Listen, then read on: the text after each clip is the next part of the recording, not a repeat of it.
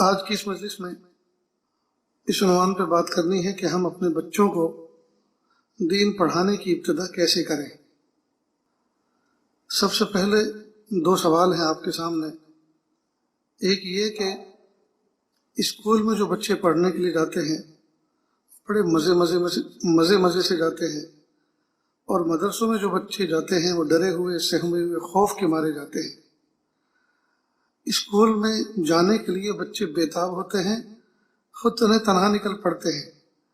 جبکہ مدرسوں میں مکتبوں میں بچوں کو داخل کرنے کے لیے ماں باپ کو زور زبردستی لے جانا پڑتا ہے،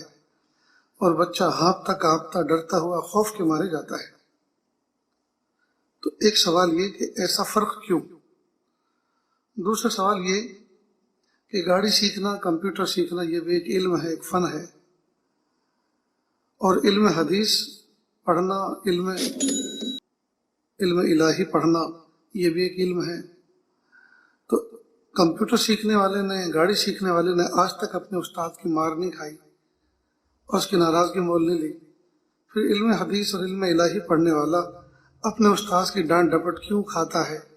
ان کی مار کیوں کھاتا ہے، ان کی ناراضگی کیوں برداشت کرتا ہے؟ یہ دو سوال اصل میں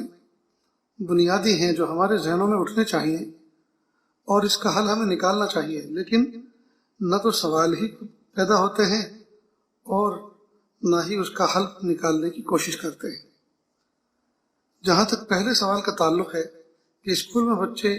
جاتے ہیں مزے سے، اور مدرسوں میں بچے جاتے ہیں ڈرے ہوئے سہمے ہوئے خوف سے، اس کی وجہ کیا ہے؟ اس کی بنیادی وجہ یہ ہے کہ اسکول کی تعلیم کا شوق بچے کے دل میں بیٹھا ہوا ہے، جبکہ دینی تعلیم کا شوق بچے کے دل میں نہیں ہے۔ نیز شوق سے زیادہ بچہ ماحول سے متاثر ہوتا ہے۔ اب جو بچہ اسکول کا ہے، کے جی کا ہے، ابتدائی پڑھنے والا ہے، اس کے دل میں تو کیا اسکول کی تعلیم کا شوق ہوگا اور کیا دینی تعلیم کا خوف ہوگا؟ وہاں اصل بنیاد شوق کی نہیں ہے، اصل جو ہے اس کے ساتھ جو برتاؤ کیا جاتا ہے اس کا اصل معاملہ ہے۔ اسکول میں بچے کو کھیلنے کا موقع دیا جاتا ہے، اساتذہ اس کو کھلاتے ہیں ہاتھ پکڑ کر، اس کے ساتھ میں محبت کا معاملہ کیا جاتا ہے، ٹیچر جو لیڈی ٹیچر ہوتی ہیں وہ بچے کو پیار دیتی ہیں، شفقت کرتی ہیں، سر پہ ہاتھ پھراتی ہیں۔ تو اب یہ بچہ جو معصوم سا بچہ ہے یہ تو چاہتا ہی یہ ہے، یہ تو پیدا ہی ہوا ہے پیار کے ماحول میں، اور پیار کے علاوہ کسی اور چیز کو تو یہ جانتا ہی نہیں ہے، اور پیار ہی دیکھنا چاہتا ہے، پیار ہی میں پلنا چاہتا ہے۔ لہذا اسکول کی طرف اور کے جی اور نرسری کی طرف بچے محبتوں کے ساتھ جاتے ہیں، اس کی بنیادی وجہ یہ ہے کہ ان کے ساتھ برتاؤ پیار کا ہوتا ہے۔ مکتبوں کے اندر جو بچے پڑھنے کے لیے جاتے ہیں عام طور پر ایک تو وقت ہوتا ہے بہت تھوڑا، اور دوسری بات وہاں پیار نہیں ہوتا، وہاں لکڑی استاد کے ہاتھ میں ہوتی ہے، ڈانٹ ڈپٹ ہوتی ہے، اٹھک پٹک ہوتی ہے۔ بچہ اس منظر کو دیکھ کر جو زندگی میں پہلا سابقہ پڑتا ہے اتنے خوف والے ماحول سے، تو وہ بچہ گھبرا جاتا ہے، لہذا وہ مکتب کا نام سن کر جو ہے کانپ جاتا ہے۔ کچھ ماں باپ نے بھی ایسا ماحول بنایا ہوتا ہے گھر میں، بچہ جہاں شرارت کرتا ہے فوراً کہتے دیکھو حافظ جی آ رہے ہیں، دیکھو مولوی صاحب آ رہے ہیں لکڑی لے کر، تو بچہ شرارت سے باز آ جاتا ہے۔ تو سوچتے ہیں کہ یہ بہت اچھا گر ہے کہ بچے کو اگر کنٹرول کرنا ہو تو استاد کا خوف دل میں بٹھا کے رکھو۔ تو ماں باپ نے بھی کام بہت بگاڑا ہے، اور ہمارے اس تعلیم کا جو نظام ہے، ماحول ہے، اس میں بہت بڑا جو ہے اثر اس ماحول کا بھی ہے جو بچہ لے کر اپنے گھر پر آتا ہے۔ لہذا ضرورت ہے اس بات کی کہ ہم اپنے ابتدائی مکاتب کے نظام کو بالکل بدلیں۔ میرے بہت پیارے پیارے علماء، اساتذہ، میرے ہم عصر جو ان باتوں کو سن رہے ہوں گے، وہ ذرا آج بالکل فری ہو کر، نیوٹرل ہو کر، خیر جانبدار ہو کر سنیں، تو اللہ کی ذات سے امید ہے کہ انشاءاللہ کچھ توجہ اس طرف جائے گی اور احساس ہوگا کہ ہاں کچھ مسٹیک ہم سے ہو رہی ہے۔ کیا بات ہے کہ بچہ اسکول کی پویم، اسکول میں پڑھی جانے والی نظمیں، اسکول میں پڑھی جانے والی کویتائیں، اسکول میں دیے جانے والے اشعار کھیلتے کھیلتے پڑھتا ہے۔ کیا بات ہے، ہمارا بچہ کھیلتے ہوئے قرآن پاک کی آیتیں نہیں پڑھتا، اپنا سبق نہیں دہراتا، وجہ اس کی یہ ہے وہاں اسکول کے اندر اس کو فل ماحول ملتا ہے، وہاں اس کو پیار، کھیلتے کھیلتے اس کو بہت سی چیزیں سکھائی جاتی ہیں، جبکہ یہاں سوال ہی پیدا نہیں ہوتا کھیل کا، یہاں سوال ہی پیدا نہیں ہوتا شفقت اور پیار اور محبت کا، بس ان کو ایک نصاب پورا کرنا ہوتا ہے، اور اساتذہ کے اوپر ایک ڈنڈا اوپر اہتمام کا، مہتم کا ہوتا ہے کہ اتنا نصاب تمہیں پورا کرنا ہے، ہر حال میں کرنا ہے، تمہاری کلاس بہت پیچھے چل رہی ہے۔ اب وہ سوچتے ہیں کہ اس کو آگے بڑھانے کا طریقہ تو یہی ہے کہ دے دنا دن اور اٹھک پٹک کرو، اور معصوم بچوں کو پیٹنا، ضرب شدید، یہ سب چیزیں تو ایسی ہیں کہ اس کی تو کوئی لاجک سمجھ میں ہی نہیں آتی۔ اللہ تعالیٰ کے یہاں اس کا کیا جواب دیا جائے؟ بچہ اگر معاف کر دے تو بچے کی تو معافی بھی معتبر نہیں، تو یہ بہت گمبھیر مسئلہ ہے۔ اس لیے ضرورت ہے اس بات کی ہم اپنے مکتبوں کے جو ہے ماحول کو بہت پیارا بنائیں۔ اسی طرح جس طرح سے کڈس گارڈن ہوتے ہیں، یعنی بچوں روضۃ الاطفال جس کو عربی میں کہتے ہیں، بچوں کا گارڈن، بچوں کی نرسری یا آنگن واڑی، یہ سب جو نام معاشرے میں ہے، تو ان میں 0 ایج بچے کو بلایا جاتا ہے، یعنی جو بچہ پیر چلنا شروع کرتا ہے اور کچھ بولنا شروع کرتا ہے، اس بچے کو یہاں کھیل کھیل میں اصل میں اس کے اندر شوق منتقل کرنا ہوتا ہے پڑھنے کا۔ وہاں کھیل کھلونے ہوتے ہیں، وہ کھیلتے کھیلتے ان کی ٹیچر جو ہے عام طور پر لیڈی ہوتی ہیں، تو وہ کھیلتے کھیلتے ان کو جو ہے کچھ گاتی ہے اور کچھ سناتی ہے، کچھ رٹاتی ہے، کچھ ان سے پوچھتی ہے، اور اس طرح سے بچوں کے اندر شوق منتقل کر دیا جاتا ہے۔ تو اگر ہم بھی اپنے 2 5 10 گھر کے درمیان میں کسی بیوہ، کسی مسکین یا کوئی عالمہ بچی جو ابھی ابھی فارغ ہوئی ہے اور ابھی اس کے جو ہے نکاح ہونے میں، رشتہ ہونے میں بھی تاخیر ہے، تو اگر ایسی بچیوں کی خدمات لے لی جائیں، یا خاندان کے اندر یا محلے کے اندر کوئی مشہور جو ہے تجربے کار عورت ہے، بچوں سے محبت کرنا جانتی ہے، تو چھوٹا موٹا ہلکا پھلکا نصاب کہ اتنے کلمے یاد کرانے ہیں اور اتنے حروف بچوں کو پہچان کرانی ہے، اور دائیں ہاتھ سے کھانے کا شوق ڈالنا ہے، اور دائیں پیر میں چپل پہننے کا شوق ڈالنا ہے، اور دائیں پیر کے فوائد، اور اس طرح سے بچکانہ انداز میں ان کو سکھانا ہے۔ وہ بچے اپنے گھر سے ٹفن لے کر آئیں، اس کے اندر مرمرے لے کر آئیں، چاکلیٹ لے کر آئیں، چھوٹا موٹا ہلکا پھلکا ناشتہ لے کر آئیں، تو ان کو وہ ٹیچر بٹھا کے دسترخوان بچھا کے جو ہے کھلانے کا عادی بنائیں، اور دائیں ہاتھ سے کھانے کا عادی بنائیں، اور بسم اللہ پڑھ کر کھانے کا عادی بنائیں، اور چھوٹی چھوٹی حکایات اور لطیفے سنا سنا کر بچوں کا دل جیتے۔ تو اس طرح سے اگر بچوں میں دین کی تعلیم کا شوق پیدا کر دیا جائے تو انشاءاللہ یہ بچے آگے مکتب کے اندر جب پڑھنے جائیں گے تو خوف سے نہیں جائیں گے بلکہ شوق سے جائیں گے۔ یہ تو تھا روضۃ الاطفال کا مسئلہ۔ اب جب بچے باقاعدہ تختی پڑھیں گے، نورانی بغدادی قاعدہ پڑھیں گے، اور اس کے بعد سپارہ پڑھیں گے، تو ان اساتذہ کو بھی چاہیے کہ وہ شفقت کا برتاؤ کریں، محبت کا برتاؤ کریں۔ تو اس لیے یہ ٹاپک بہت اہم ہے، یہ موضوع بہت اہم ہے کہ ہمارے بچے اسکول میں، نرسری میں، پہلی کلاس میں جاتے ہیں تو شوق کے ساتھ جاتے ہیں، اور مدرسوں میں جانے پر بچوں کے دم اکھڑنے لگتے ہیں اور سانس بیٹھنے لگتی ہے، گھبراہٹ بڑھ جاتی ہے۔ اس کی بنیادی وجہ یہ ہے کہ جو ماحول وہاں مل رہا ہے وہ ماحول ہم ان کو دینی مدرسے میں نہیں دے پا رہے۔ اس لیے یہ موضوع ایسا ہے کہ اس پر اساتذہ کو بھی، ادارے کے ذمہ داروں کو بھی، قوم کے فکر مند لوگوں کو بھی، سب کو سر جوڑ کے بیٹھنا چاہیے، سنجیدگی سے سوچنا چاہیے کہ جو ماحول ان کو اسکولوں میں دیا جا رہا ہے، مکتب میں کس طرح سے ان کو فراہم کر سکتے ہیں۔ کیا ان بچوں کے لیے جگہ کی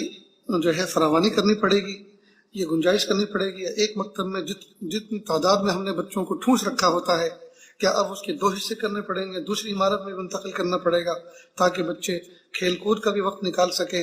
اور ماحول کا بھی جو ہے ان پر اثر پڑے اور ان کے ساتھ اچھا برتاؤ کیا جا سکے۔ یہ ایک بات ہوئی۔ اب دوسرے سوال کہ گاڑی سیکھنا اور کمپیوٹر سیکھنا بھی ایک فن ہے، ایک علم ہے، اور علم حدیث پڑھنا اور علم الہی پڑھنا یہ بھی ایک علم ہے۔ تو اس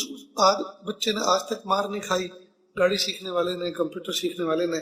تو یہ علم نبوت سیکھنے والا، علم الہی سیکھنے والا بچہ اپنے اساتذہ کی ناراضگی روزانہ کیوں مول لیتا ہے؟ تو بات یہاں بھی وہی ہے کہ کمپیوٹر سیکھنے والا اور گاڑی سیکھنے والا بچہ کبھی بھی کسی کے کہنے پر اور زور زبردستی یہ چیز سیکھنے کے لیے نہیں جاتا، بلکہ اپنی طلب اور اپنے شوق سے جاتا ہے۔ جب اپنی طلب اور شوق سے جاتا ہے تو ایک تو شوق اس کا استاد اور دوسرا استاد اس کا استاد، تو شوق اور طلب ایک استاد بنا اور ایک استاد فزیکل وہ سکھانے والا بنا۔ اب یہ آگے بڑھتا چلا جاتا ہے، جبکہ علم الہی اور علم حدیث سیکھنے والا بچہ جو مدرسوں میں پڑھنے کے لیے آتا ہے، اس سے پوچھو کہ تم کیوں آئے ہو، تو وہ کہے گا کہ امی ابا نے کہا ہے کہ تم عالم بنو۔ تو یہ گویا شوق سے خود سے نہیں آیا، خود سے عالم بننا نہیں چاہتا، خود سے تو یہ بھاگنا چاہتا ہے، راہ فرار اختیار کرنا چاہتا ہے، لیکن امی ابا نے کہا ہے کہ تم عالم بنو، تو جب بھیج دیا تو میں آ گیا، جب وہ داخل کرا کے چلے گئے تو داخل ہو گیا، مدرسے والوں نے مجھے ایکسیپٹ کر لیا، اب میں رہ گیا، اب نہ میرے پاس اتنے پیسے ہیں کہ میں کوئی دوسرا راستہ اختیار کروں، نہ اتنی عقل ہے، نہ اتنی ہمت ہے میں راہ فرار اختیار کروں، لہذا اب میں جبراً مجبوراً پڑا ہوا ہوں۔ تو اب اس کو طالب علم نہیں کہیں گے بلکہ مجبور العلم کہیں گے۔ پھر طالب علم کسے کہیں گے؟ طالب علم تو حقیقت میں اس کی امی اور ابا ہیں کہ ان کے دل میں علم کا شوق ہے، ان کے دل میں علم کی طلب ہے، اس لیے انہوں نے بھیجا ہے۔ تو طالب علم تو امی اور ابا ہیں، یہ طالب علم یہ تو مجبور العلم پریشانی میں آیا ہے۔ لہذا اب ضرورت ہے اس بات کی کہ اس بچے کے اندر طلب پیدا کیا جائے۔ جیسے دعوت و تبلیغ کا ایک بنیادی اصول ہے کہ بے طلبوں میں بے غرض ہو کر جانا اور ان کے اندر طلب پیدا کرنا۔ جو بگڑے ہوئے ہیں، نکمے ہیں، دین کی طرف ان کو کوئی مس نہیں ہے، کوئی رجوع نہیں ہے، کوئی شوق نہیں ہے، ایسے بگڑوں کے پاس، ایسے بے طلبوں کے پاس جانا، محبت اور اکرام کے ساتھ ان کو اپنے قریب کرنا اور ان کے اندر طلب اور شوق پیدا کرنا اور ان سے کوئی غرض وابستہ نہ کرنا۔ ٹھیک یہی اصول اب اپلائی کرنا پڑے گا مدارس عربیہ میں پڑھنے والے طلبہ پر، کہ وہ اس کے اندر اساتذہ پہلے شوق پیدا کریں، طلب پیدا کریں، اس کے بعد سبق کی ابتدا کریں۔ لہٰذا یہ عاجز کہا کرتا ہے کہ مدرسوں میں جب بچے داخل ہوتے ہیں تو 3-4 دن تو گجرات میں عام طور پر، یہاں تو ماشاءاللہ بہت ہی اچھا نظام ہے کہ 2-3 دن کے بعد مدرسے بچے کلاسوں میں بیٹھ جاتے ہیں، کتابیں تقسیم ہو جاتی ہیں، اسباق کی تقسیم کا چارٹ لگ چکا ہوتا ہے، بچے اپنے اپنے اساتذہ کے پاس درسگاہوں میں دوزانوں بیٹھ چکے ہوتے ہیں۔ 5ویں-6ٹھے دن تو ایسا لگتا ہے کہ یہاں کبھی رمضان کی 2 مہینے کی تعطیل ہوئی نہیں تھی، جبکہ ماشاءاللہ ہمارے یو پی میں جہاں بڑے بڑے مدارس ہیں، بلکہ المدارس ہیں، وہاں ایک مہینے تک داخلے چلتے ہیں، ایک مہینہ تو تقریباً لگ ہی جاتا ہے۔ بہرحال ہمارے اپنے نظام کو بہت مرتب، بہت منظم کرنے کی ضرورت ہے۔ تو اب یہ 2-3 دن کے بعد جب داخلے پورے ہو جاتے ہیں اور بچے اپنے اپنے درسگاہ میں بیٹھ جاتے ہیں تو اساتذہ کو چاہیے کہ وہ فوراً ابتدا نہ کرے اسباق شروع کرنے کی، کتابیں شروع کرنے کی، بلکہ یہ بچے جو طلب لذات ہی سے نہیں آئے، اپنی ذات کے اندر طلب لے کر نہیں آئے، بلکہ طلب لغیر ہی سے آئے، ماں باپ کی طلب سے آئے۔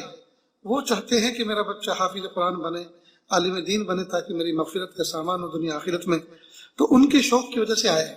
اب یہ شوق جو ہے جو ماں باپ کا تھا، اب اس بچے کا ذاتی شوق کب بنے اور کیسے بنے، اس کے لیے اساتذہ کو کوشش کرنی ہوگی۔ تو تھوڑا سا استادوں کا کام بڑھ جاتا ہے، اور وہ یہ کہ ابتدائی دور میں، اور یہ بڑھاوا نہیں، حقیقت میں یہ ہے کہ اگر یہ کام کر لیا جائے تو اساتذہ کے لیے بڑی راحت ہو جاتی ہے آگے چل کر۔ تو ابتدائی 2-5 دن چاہے کیوں نہ لگ جائے، بچوں کے اندر سب سے پہلے تو استاد اپنی ذات سے مناسبت پیدا کرے، بچوں کے اندر یہ تأثر پیدا کرے میں تمہارا سب سے خیر خواہ ہوں، اس وقت تم اپنے ماں باپ سے دور ہو، لیکن جب میں تمہارے قریب ہوں تو تم بھول جاؤ ماں باپ کو۔ اللہ پاک نے مجھے ہی تمہارے لیے ماں بنایا اور باپ بنا کے بھیجا، تمہارے لیے بٹھایا ہے۔ نیز مسکرا کے بچوں سے گفتگو کریں تاکہ بچوں کے استاد اور شاگرد کے درمیان میں جو خوف کا واتاورن ہوتا ہے، خوف کا ماحول ہوتا ہے، وہ ختم ہو جائے۔ چنانچہ ایک بچے سے دائیں طرف سے بائیں طرف تک ایک بچے سے بریف لے، معلومات لے، بیٹا آپ کا نام کیا ہے، اور خندہ پیشانی سے مسکراتے انداز سے بچے کو یہ لگے کہ استاد کو جتنی محبت مجھ سے ہے اتنی کسی سے نہیں۔ ہر بچے کو یہ محسوس ہو، بیٹا آپ کا نام کیا ہے، وہ نام بتائے، بیٹا والد صاحب کا نام کیا ہے، اس کا نام بتائے، بیٹا ابو کیا کرتے ہیں، تو آگے سے کہے گا کہ جی ابو تو نہیں ہے۔ اب یہ سنتے کے ساتھ ہی استاذ کا رونگٹا کھڑا ہو جائے گا کہ یتیم بچہ، باپ نہیں ہے، تو اب کتنے بھائی ہیں کہ جی بس میں اکیلا بھائی ہوں۔ اب اور زیادہ فکر، اکیلا آدمی ہے، اکیلا بچہ ہے، یہ تو ماں کا سہارا تھا، یہ تو باپ کی بڑھاپے کی لاٹھی تھا، باپ ہی چھوڑ کے چلا گیا دنیا سے، اب یہ تو اس کی ذمہ داری، اس کی ذمہ تو بہت بڑی ذمہ داری ہے آگے گھر کی، معاش کی، اب یہ پڑھنے آ گیا ہے، اور وہ دین پڑھنا ہے جس میں ابتدا میں کچھ بھی نہیں ملتا۔ اللہ تعالیٰ اخلاص کی بنیادوں پر بعد میں فتوحات کے راستے کھولتے ہیں، لیکن ابتدا میں تو کچھ بھی نہیں، بہت ہی تنگی ہوتی ہے۔ اب اور پوچھیں تو پھر گھر کا خرچ کیسے چلتا ہے؟ جی امی جھاڑو پوچھا کرتی ہیں محلے پڑوس میں، اس سے گھر کا خرچ چلتا ہے۔ اب اور زیادہ استاد کا دل متوجہ ہوا، نرم ہوا، تو بیٹا آپ کی کفالت کون کرے گا تعلیم کی یہ سب اخراجات؟ کسی محلے کے اندر، بستی کے اندر ایک شخص ہیں نیک صالح، جو مسجد کے متولی بھی ہیں، دعوت کے کام سے بھی وابستہ ہیں، ان کے دل میں یہ اللہ پاک نے بات ڈالی کہ مجھے وہ عالم بنا دیں، تو میں پردے میں کھڑے ہو کے میری والدہ سے بات کی، والدہ بھی خوش ہو گئی اور میں یہاں داخل ہو گیا۔ اب دیکھیے، جو بچہ اپنے پیچھے اتنی کمزور ویوستھا رکھتا ہو، اپنے پیچھے اتنی کمزور معاشی حالت رکھتا ہو اور اتنا ٹوٹا ہوا دل والا بیک گراؤنڈ رکھتا ہو، اب استاد اگر اس پر شفقت اور محبت نہ کرے تو کیا کرے؟ اس کو تو بہت زیادہ توجہ کی ضرورت ہے۔ دوسرے بچے سے پوچھا بیٹا آپ کا نام بتایا، ابا کا نام بتایا، ابو کیا کرتے ہیں؟ جی ابو تو معذور ہیں، صاحب فراش ہیں، ایک لمبی بیماری ہے، جو بستر کا وہ جو ہے چارپائی کی سوار بن چکے ہیں اور بس آرام کرتے ہیں۔ پھر گھر کے خرچے کیسے چلتے ہیں؟ میرے ایک چچا ہیں، وہ تھوڑا بہت تعاون کرتے ہیں، ایک مکان ہے یا ایک دکان ہے، اس کا کچھ کرایہ رہتا ہے۔ اب جو بچہ باپ کا سہارا بننے والا تھا، دنیاوی کام میں آگے بڑھتا، معاش اختیار کرتا اور باپ کا علاج بھی کراتا، ماں کی بھی صحت کا خیال رکھتا، وہ بچہ دینی تعلیم حاصل کرنے آ گیا ہے، اس پہ بھی اور توجہ کی ضرورت ہے۔ تیسرے بچے سے پوچھا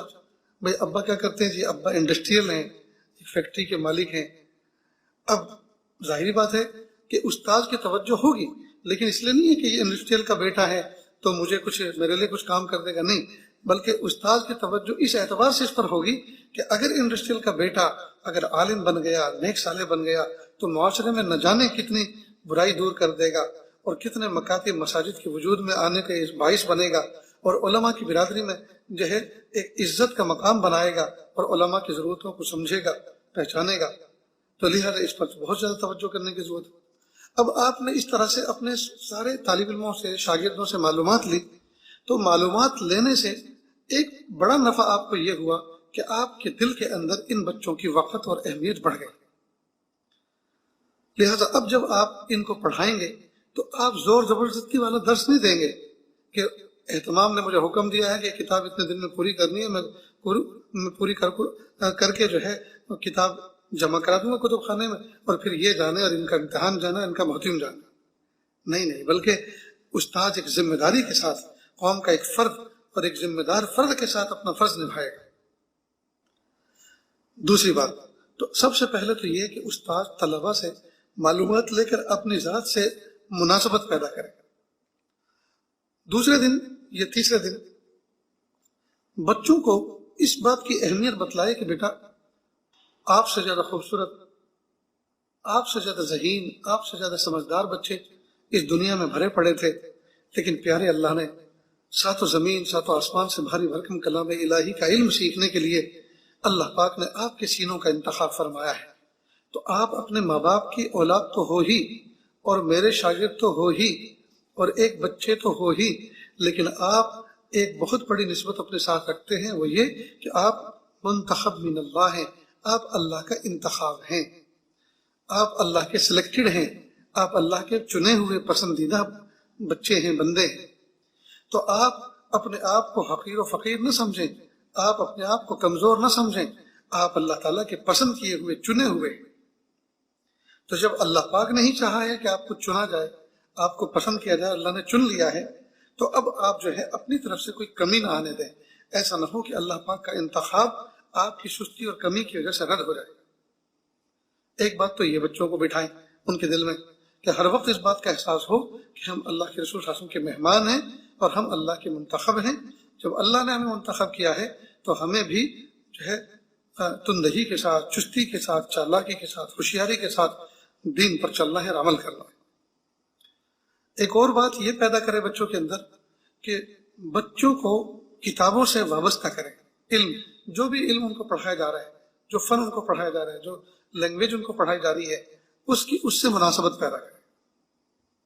کئی مرتبہ گرامر وغیرہ یہ بالکل خشک مضمون ہوتے ہیں تو مناسبت نہیں ہوتی بچوں کو۔ جیسے صرف کا ایک اصول ہے کہ قالا، گرامر کا اصول ہے کہ قالا اصل میں قوالا تھا، واو متحرک ماخوذ مفتو، واو کا الف سے بدلا قالا ہو گیا۔ اب قالا قالا قالو قالت قالتا قلنا قلتا قلتما قلتم قلت قلتما قلتم قلت قلنا،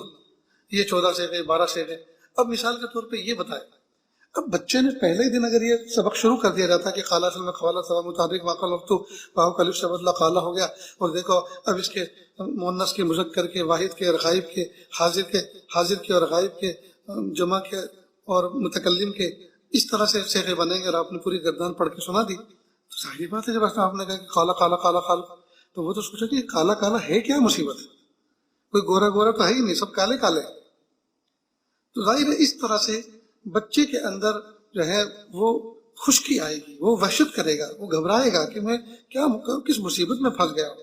میں کہاں آ گیا، مجھے تو انجینئر بننا چاہیے تھا، مجھے تو کمپیوٹر سیکھنا چاہیے تھا، مجھے تو پائلٹ بننا تھا، مجھے تو ڈرائیور بننا تھا، میں شوٹ بوٹ میں رہتا، میں ٹائی میں رہتا اور میں گاڑیاں چلاتا۔ تو وہ تو دنیا کی مادی چیزوں کو، ترقی کو، ظاہری ترقی کو ترقی اصل سمجھے ہوئے تھا۔ اب جب آپ دینی تعلیم اس کو سکھا رہے تو نہ تو اس کے اندر مناسبت ہے نہ کچھ ہے، اور ڈائریکٹ شروع کر دیا تو بچے پہ برڈن پڑتا ہے، بوجھ پڑتا ہے۔ اس لیے بہتر یہ ہے کہ بچے کو کتاب سے، فن سے مناسبت کریں، عقلی مثالوں سے،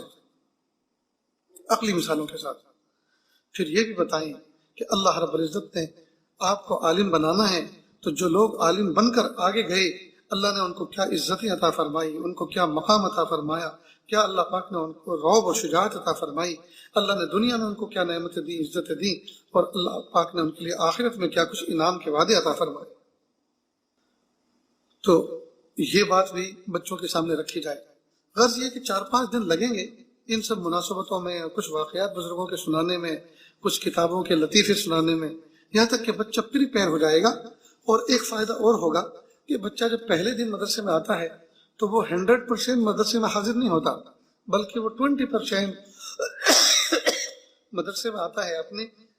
اپنی جسمانی وجود کے ساتھ آتا ہے۔ اب اصل میں اس کی روح، اس کی توجہ تو اپنے گھر پر ہی ہے، اب اس کو بھی تو لانا ہے نا گھر سے، تو وہ آئے گی تبھی جب کہ بچہ اس ماحول سے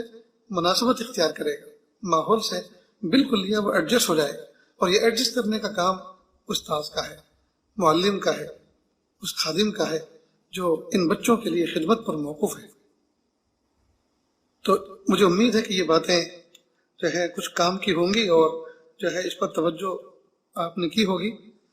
تو اس کو ذہن میں بٹھا لیں کہ ہمارے مدارس کا معیار بچوں کا جو گھٹتا جا رہا ہے، اس کی وجہ یہ ہے کہ بچے پڑھے لکھے جاہل پیدا ہو رہے ہیں۔ اس کی بنیادی وجہ یہ ہے کہ پڑھ تو رہے ہیں لیکن طلب اور شوق کے ساتھ نہیں پڑھ رہے، بلکہ بس ماں باپ نے بھیج دیا، استاد نے قبول کر لیا، اب جو ہے وہ زور زبردستی کا معاملہ ہے۔ لہٰذا بچہ 10 سال کے اندر فارغ ہوتا ہے، اس سے آخری پرچے میں امتحان کے وقت امتحان ہال میں پوچھے کوئی کہ کیا ارادہ ہے، کہ کچھ سوچا نہیں۔ ارے 10 سال ہو گئے تجھے پڑھتے ہوئے، اب تک تو نے اپنے مستقبل کے بارے میں کوئی فیصلہ نہیں کیا کہ مجھے کرنا کیا ہے۔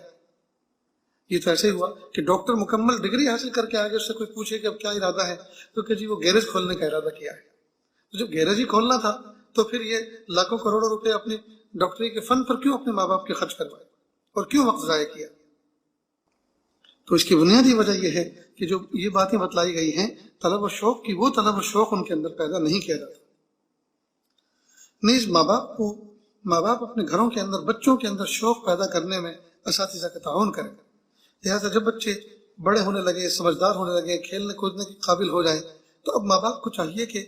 ان کو کتابوں کا شوق دلائے۔ لہٰذا مارکیٹ کے اندر ایسی کتابیں، ڈرائنگ بک ملتی ہے،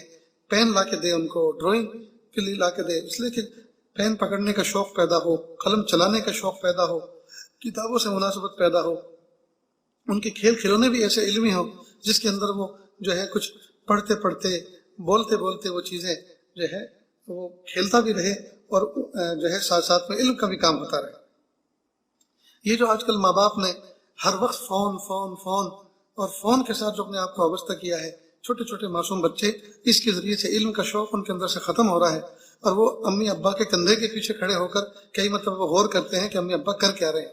اور ماں باپ کو بھی پتہ نہیں چلتا، جب ان کو کبھی چھینک آتی ہے یا کوئی حرکت کرتے ہیں تب پتہ چلتا ہے کہ چٹوکڑا پیچھے کھڑا ہوا ہے۔ اس لیے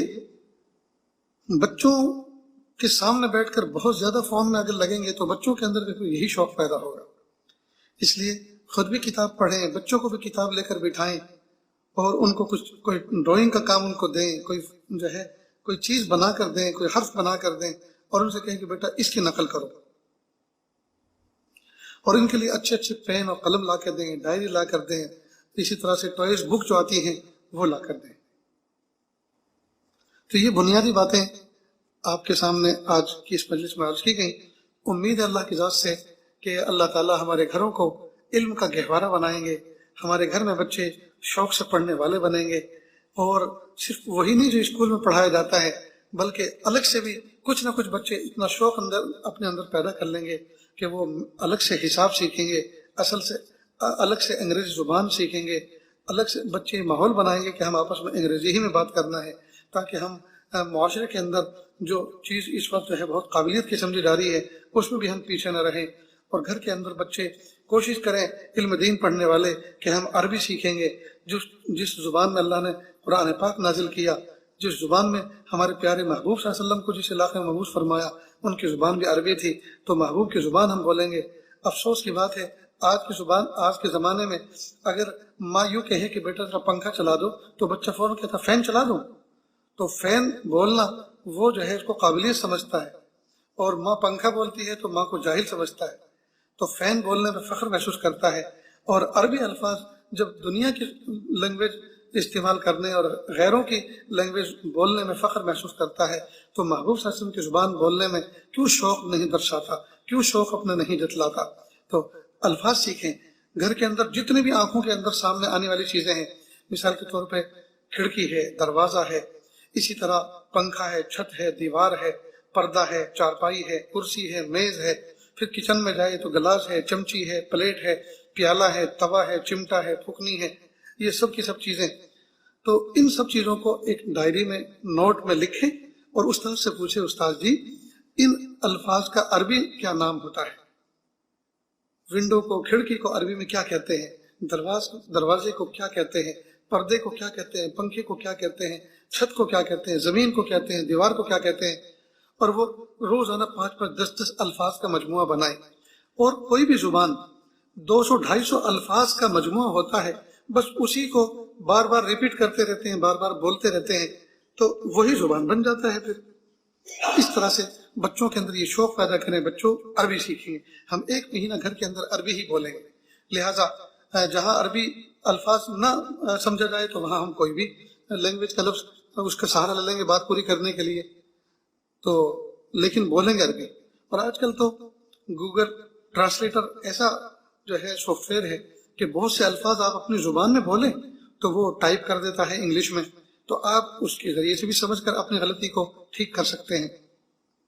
بہرحال یہ چند باتیں سجھاؤ تھے جو اس عاجز کے ذہن میں آئے، اللہ پاک ان کو نافع بنا کر قبول فرمائے۔ وآخر دعوانا ان الحمدللہ رب العالمین۔ وقت کے ہاتھوں میں سب کی تقدیریں ہیں، آئینہ جھوٹا ہے سچی تصویریں ہیں،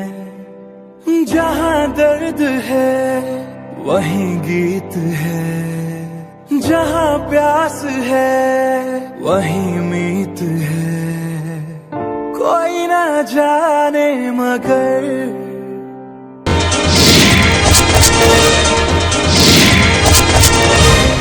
Audio Jungle.